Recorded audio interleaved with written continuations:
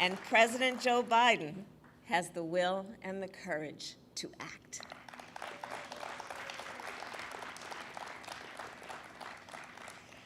As a United States Senator, Joe Biden took on the gun lobby not once but twice, and he won.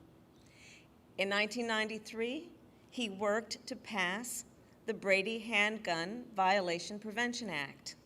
This law established a background check system and has kept more than 3 million firearms out of the hands of dangerous people. A year later, he worked to pass another law to ban assault weapons and high-capacity magazines for 10 years.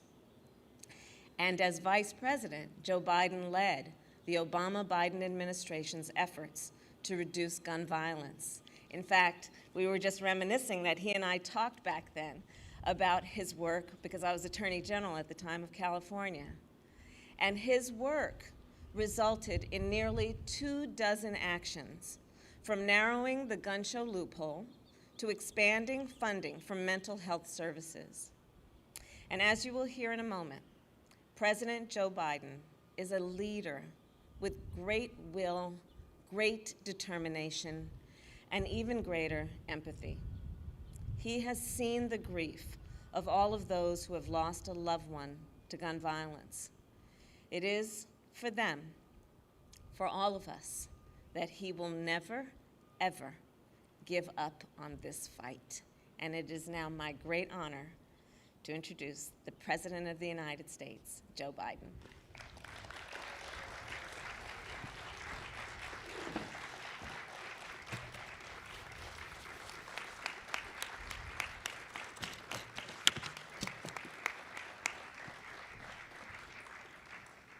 Thank you, Kamala, Madam Vice President. Thank you very much.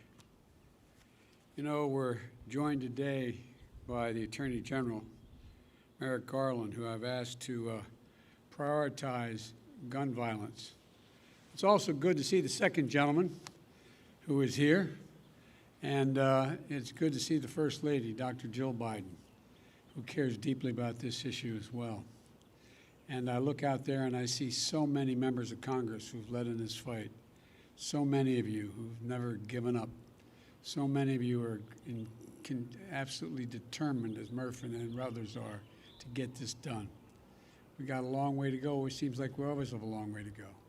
But also today we're taking steps to confront not just the gun crisis, but what is actually a public health crisis.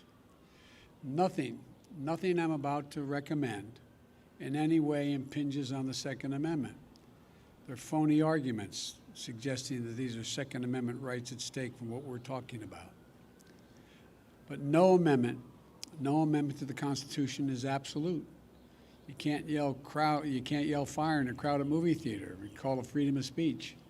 From the very beginning, you couldn't own any weapon you wanted to own. From the very beginning the Second Amendment existed, certain people weren't allowed to have weapons.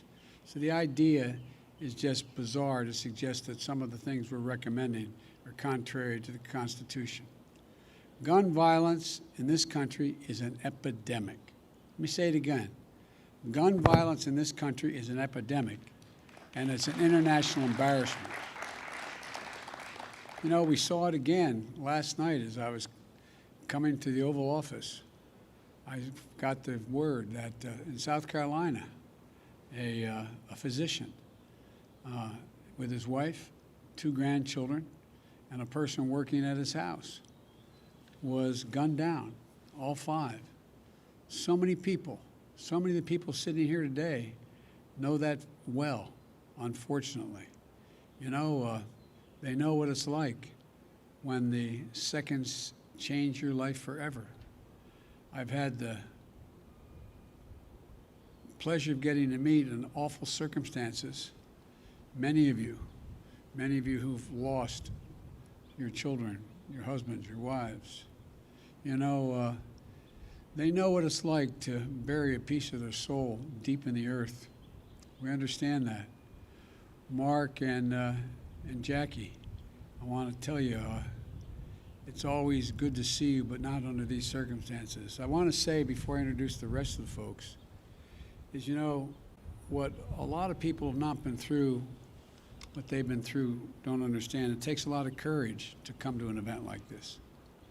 They're absolutely, absolutely determined to make change.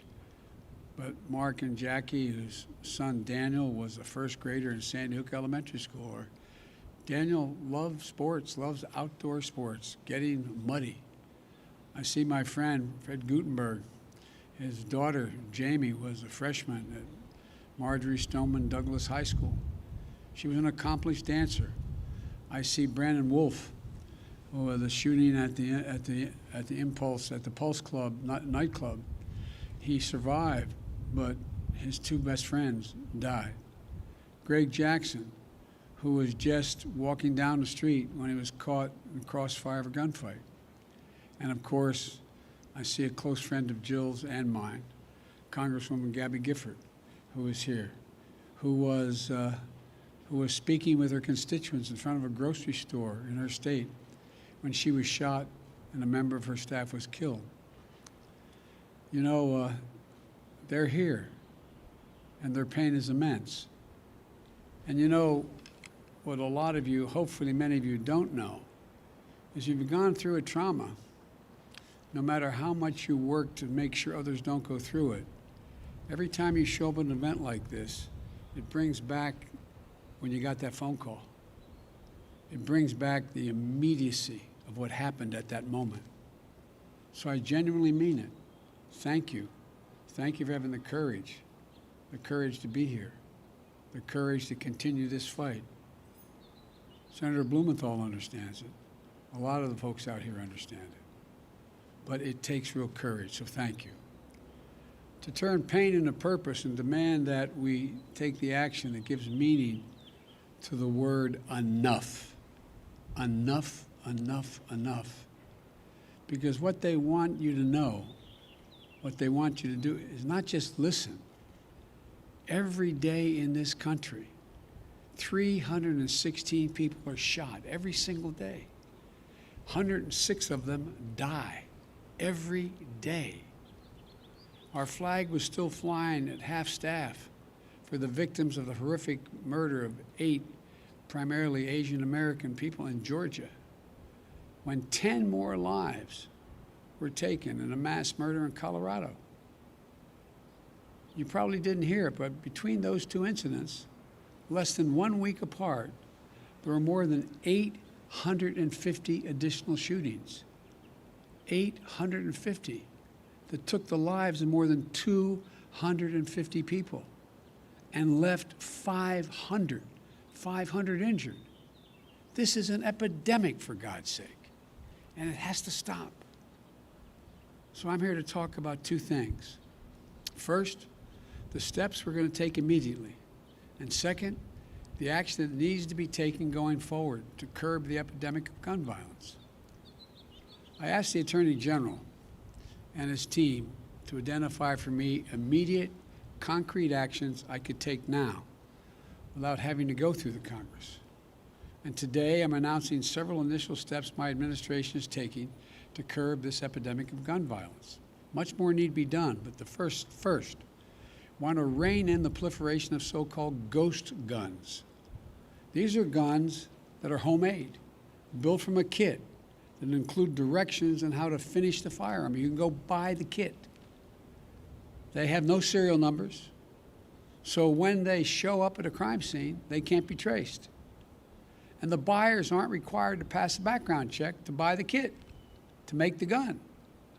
Consequently, anyone from a criminal to a terrorist can buy this kit in as little as 30 minutes, put together a weapon. You know, I want to see these kits treated as firearms under the Gun Control Act, which is going to require that the seller and manufacturers make the key parts with serial numbers and run background checks on the buyers when they walk in to buy that package. The second action we're going to take, back in the year 2000, the Bureau of Alcohol, Tobacco, and Firearms released a report on its investigations of firearms trafficking in America. The report was of pivotal value. It was an important tool for policymakers when I was in the Senate and beyond, at all levels, to stop firearms from being illegally diverted into dangerous hands. Today, with online sales and ghost guns, times and trafficking methods have changed, and we have to adjust. We also have to ask the Justice Department to release a new annual report. This report will better help policymakers address firearms trafficking as it is today, not what it was yesterday. The third change, we want to treat pistols modified with stabilizing braces with the seriousness they deserve. A stabilizing brace shook in a pencil essentially makes that pistol a hell of a lot more accurate than a mini rifle. As a result, it's more lethal, effectively turning it into a short-barreled rifle. That's what the alleged shooter in Boulder appears to have done. I want to be clear that these modifications to firearms that make them more lethal should be subject to the National Firearms Act. The National Firearms Act requires that a potential owner pay a $200 fee and submit their name and other identifying information to the Justice Department, just as they would if they went out and purchased a silencer for a gun. Fourthly, during my campaign for president, I wanted to make it easier for states to adopt extreme risk protection order laws. They're also called red flag laws, which everybody in this lawn knows, but many people listening do not know.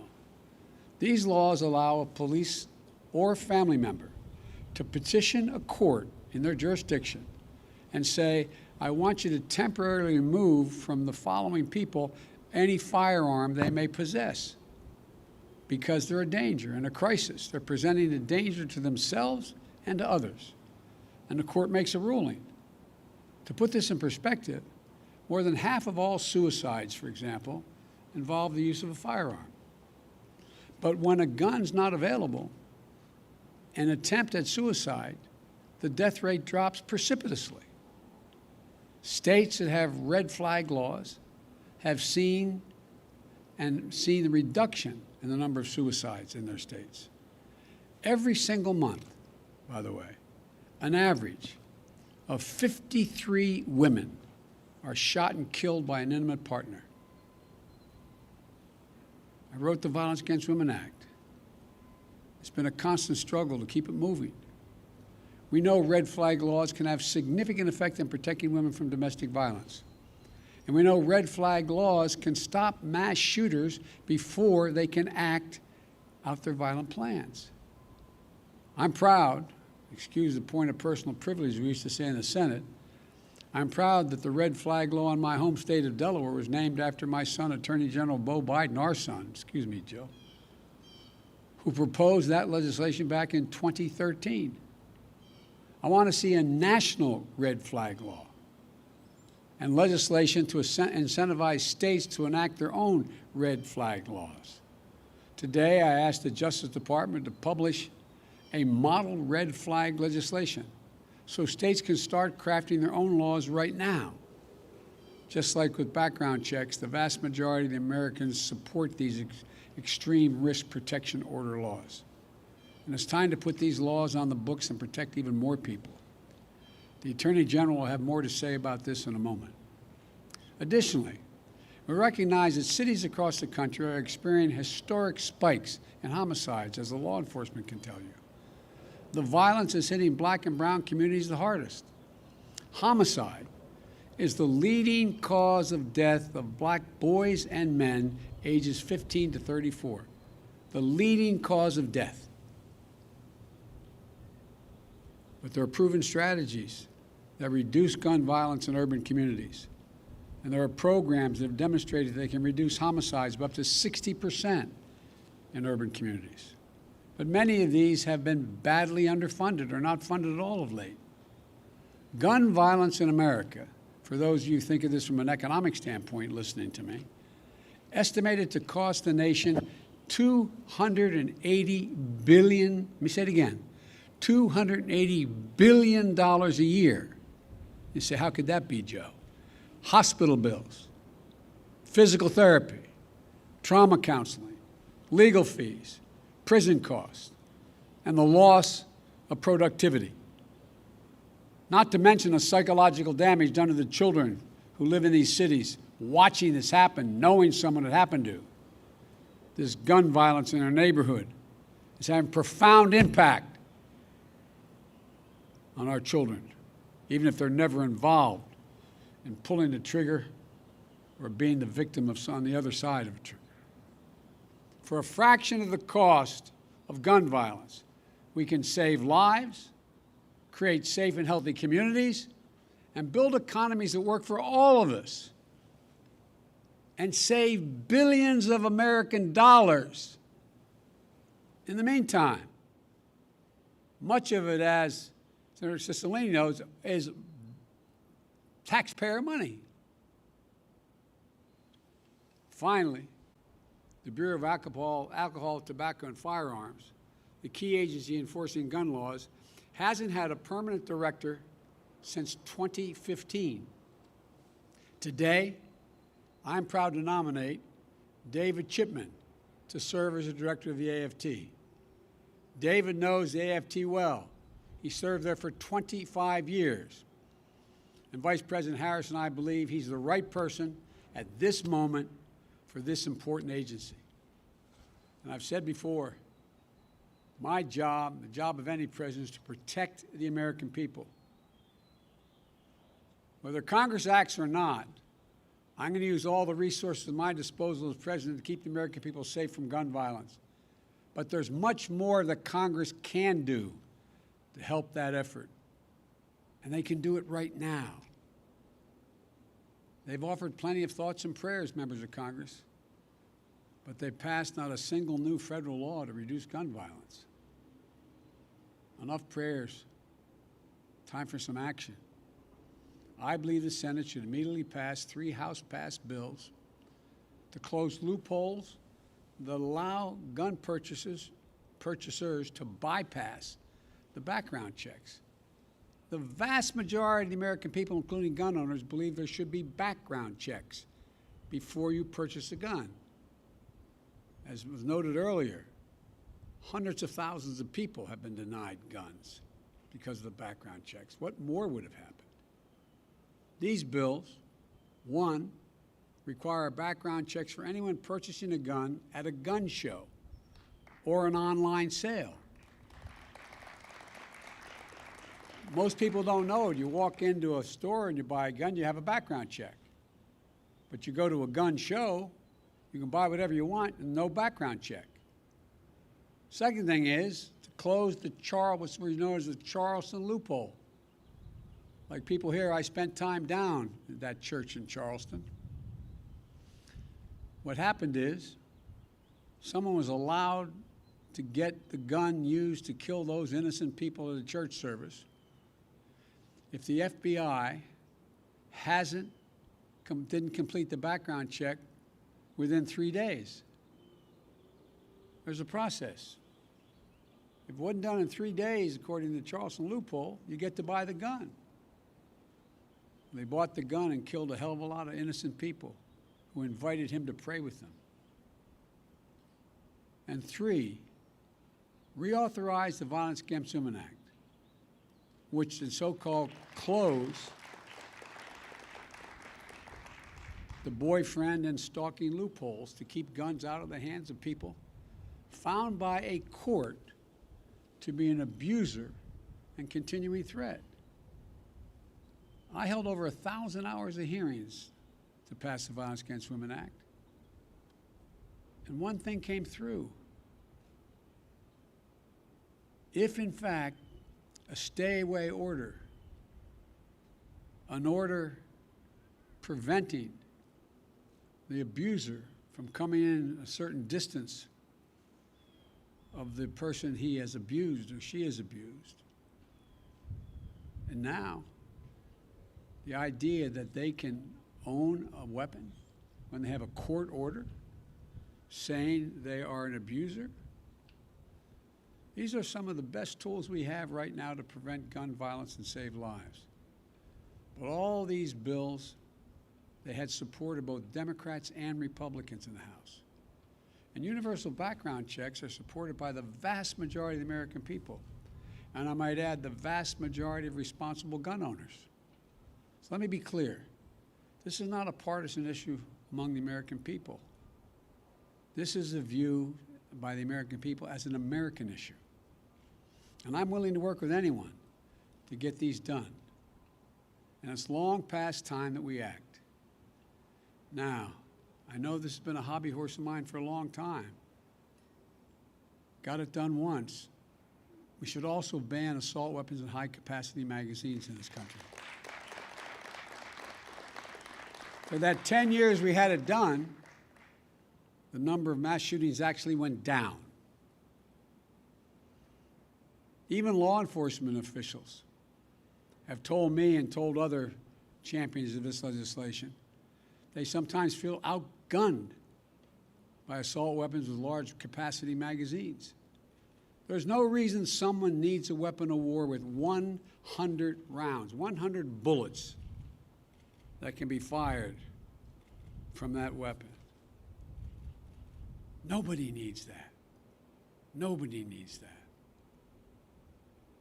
We got that done when I was a United States Senator. It wasn't easy going up against the gun lobby, but it saved lives.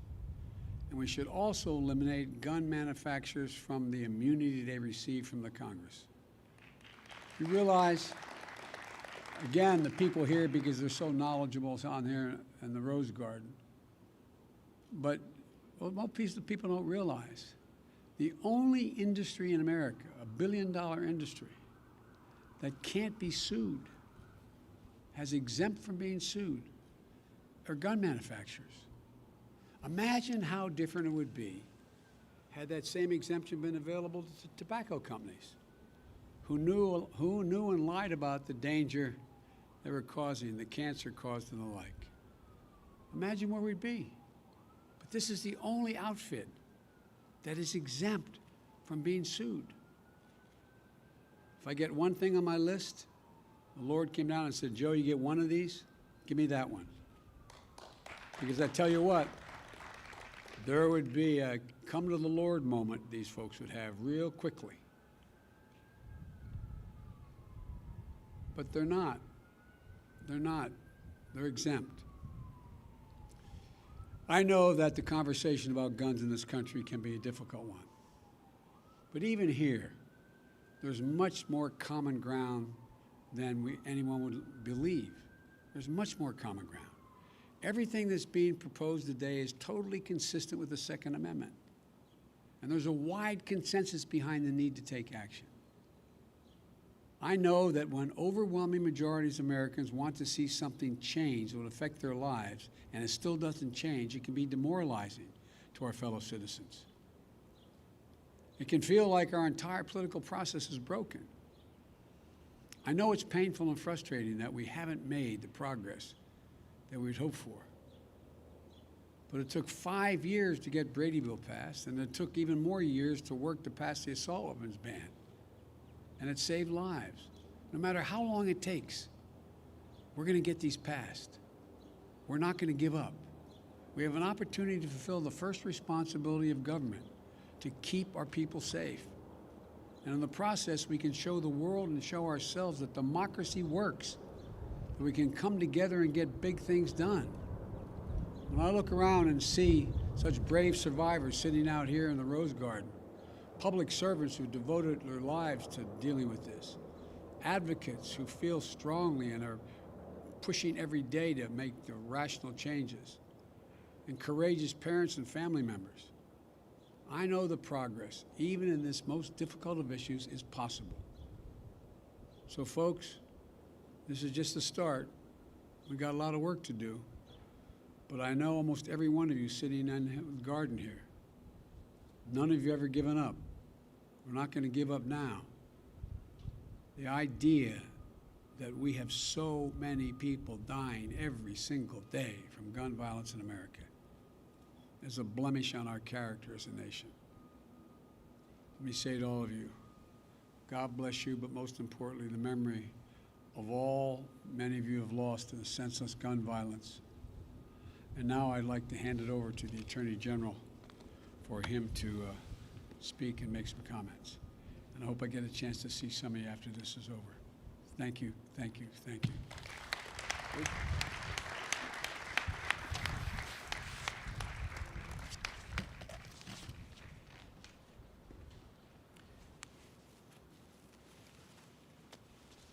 Thank you, Mr. President and Madam Vice President. We stand here today not at a moment of tragedy, but in the midst of an enduring tragedy. So far this year, guns have taken the lives of an estimated 11,000 of our neighbors, friends, and fellow Americans. As the President explained, gun deaths in our country are occurring at a staggering pace, on the order of about 100 Americans killed every day, with hundreds more wounded. I am under no illusions about how hard it is to solve the problem of gun violence, and I know that the Department of Justice alone cannot solve the problem. It is a problem that we must all work on together in a collective effort to keep guns out of the hands of criminals and save lives. But there is work for the department to do, and we intend to do it. Today, the Department of Justice is announcing several steps that we will take to keep guns out of the hands of criminals and reduce the risk of gun violence. First, we will ensure that we understand and measure the problem of criminal gun trafficking in a data-driven way. Over 20 years ago, ATF undertook a gun trafficking study. It then issued a report that provided information necessary to better understand and to combat criminal trafficking networks. No such study has been conducted since that time. Accordingly, I have directed ATF to begin work on an updated study of criminal gun trafficking, one that will take into account the fact that modern guns are not simply cast or forged anymore, but can also be made of plastic, printed on a 3D printer, or sold in self-assembly kits. We will evaluate how some of our best tools, including the National Integrated Ballistics Information Network and the National Tracing Center, are keeping up with the times. And we will analyze our criminal cases and investigations to determine what they can show us about modern gun trafficking patterns. We expect that the lessons from this study will help agents, prosecutors, and policymakers tackle modern criminal gun trafficking enterprises. Second, we will close a regulatory loophole that has contributed to the proliferation of so-called ghost guns. Federal law requires that manufacturers mark all firearms with serial numbers so they can be traced if they are used in crimes. It also requires licensed firearms dealers to run background checks to ensure that individuals who are barred by law from purchasing firearms cannot do so. The emergence of ghost guns threatens both of these important law enforcement objectives. Currently, individuals can buy kits that contain all or almost all of the parts they need to assemble a gun. They can put a working weapon together in as little as 30 minutes. The kits are aptly called buy, build, shoot kits. Yet because of a gap in the ATF regulations, these kits may not be considered firearms. As a result, they are being made and sold without serial numbers and sold without background checks. Within 30 days, ATF will issue a proposed rule to plug that gap and to enable law enforcement to trace crime guns and to keep guns from being sold to those who cannot lawfully possess them. Third, we will make clear that statutory restrictions on short-barreled rifles apply when certain stabilizing braces are added to high-powered pistols. Federal law requires the taxation and registration of all short-barreled rifles. It does so because these weapons are powerful, yet easily concealable. Currently, however, some manufacturers market and some individuals purchase certain kinds of stabilizing braces that, when attached to a pistol, effectively convert it into a short-barreled rifle. a weapon that is, in the words of the statute, quote, intended to be fired from the shoulder. Such braces make high-powered pistols more stable and accurate while still concealable. Within 60 days, ATF will issue a proposed rule that will make clear that when a device marketed as a stabilizing device effectively turns a pistol into a short-barreled rifle, it is subject to the requirements of the statute. Fourth, we will publish model red flag legislation for states. Red flag laws, as the President has explained, allow family members or law enforcement to petition for court orders that temporarily bar people in crisis from accessing firearms if they present a danger to themselves or to others. 19 states and the District of Columbia have already made this important step. Within 60 days, the Justice Department will publish model legislation that will make it easier for states that want to craft laws permitting such emergency risk orders to do so. Fifth, we will empower our communities to combat and prevent gun violence. We all recognize that although law enforcement plays an important role, gun violence is not a problem that law enforcement alone can solve.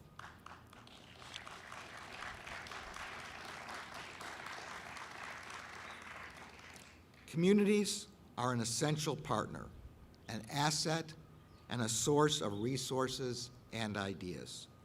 Those who are closest to the problem are a critical part of solving the problem. To that end, the Justice Department will make available over $1 billion in funding through over a dozen grant programs that can be used to support evidence-based intervention strategies for reducing gun violence.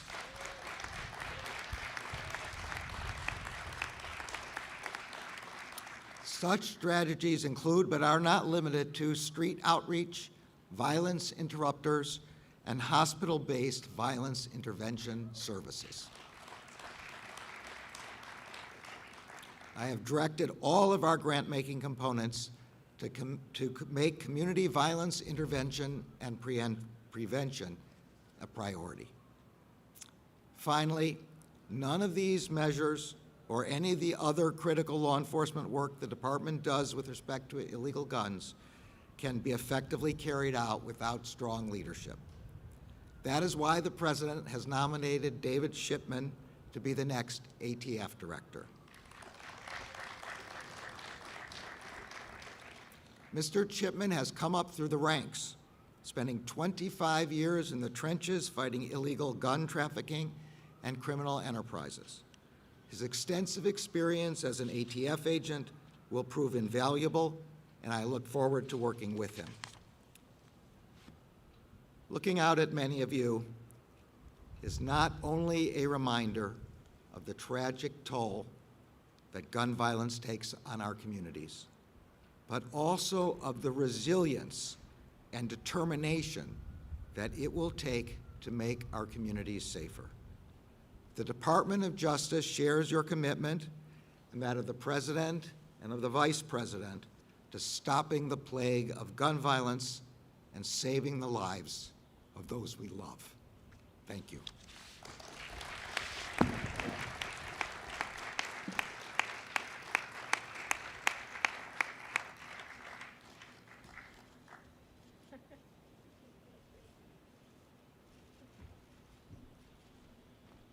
I wasn't supposed to do that.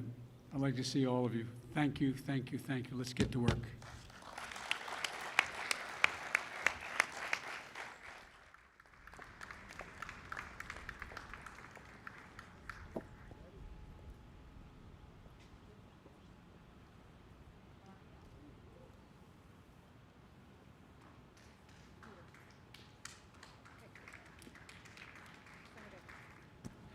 Ladies and gentlemen, please remain in your seats until the President and stage participants have departed.